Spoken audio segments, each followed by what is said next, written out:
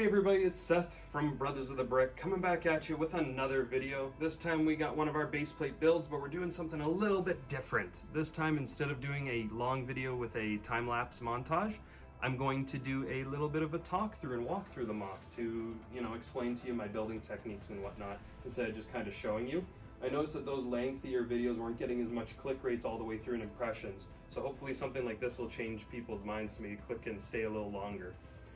And maybe, it saves me a bit of effort. Doesn't mean I'm done with that style of design. Maybe once the channel gets a bit more recognition, then I can put my energy into those.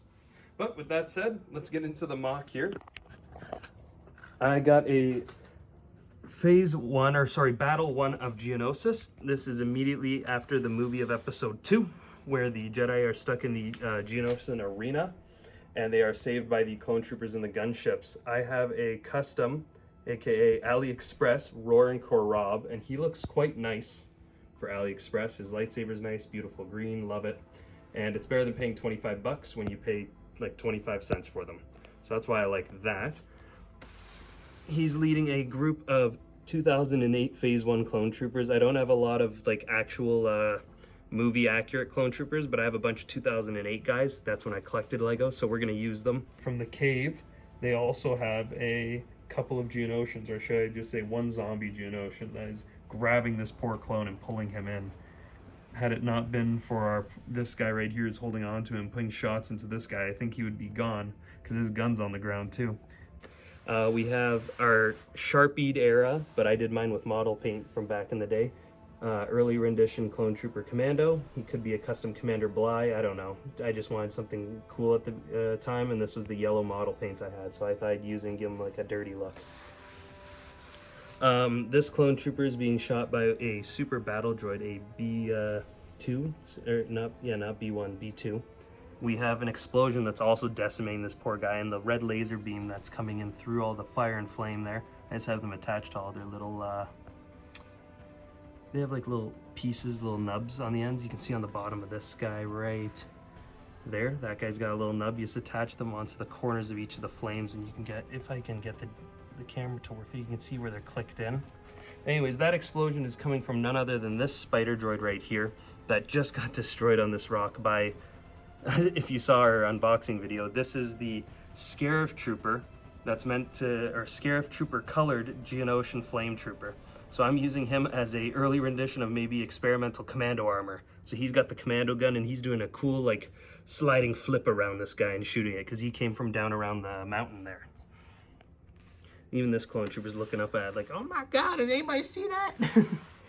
We got a 2006 MTT Droideka. That's the set it came in. It's like my only piece I have left from that set, because I got rid of it when I was younger to make more room for the 2008 era stuff. And we have another super battle droid there with the 2010 rendition arm piece firing at our clones.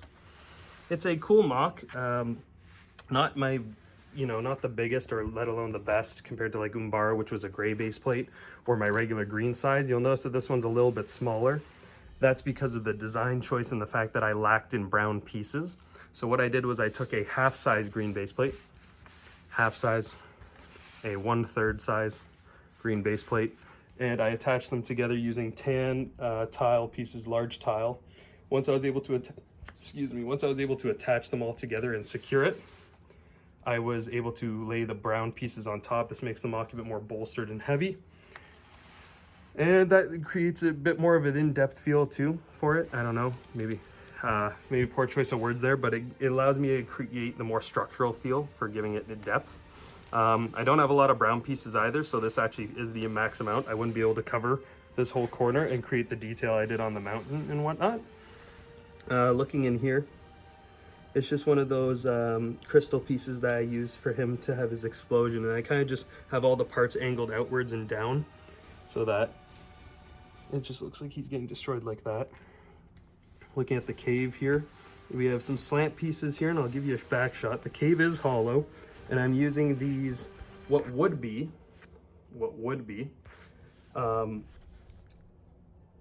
palm trees. These palm tree pieces there on ball and socket joints, and I just have them on their plate piece that comes out, and then I keep bending them until they bend out, and I build these plates with angles and stuff in them. And I use 1x1 cylinders that you put inside the hole and you can attach onto the plates there to give it that like covered effect.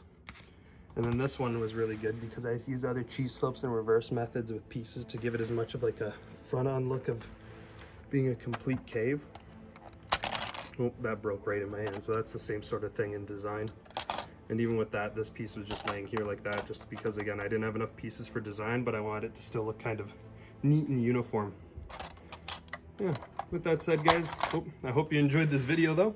Please subscribe, view, and comment. Let your friends know about the channel. Share with your friends. Leave a comment, let me know what you think of this new design and style of video. I hope you guys enjoyed the mock. Give me some ideas of what you want to see in the future. I'd love to hear your feedback. Take care, everybody.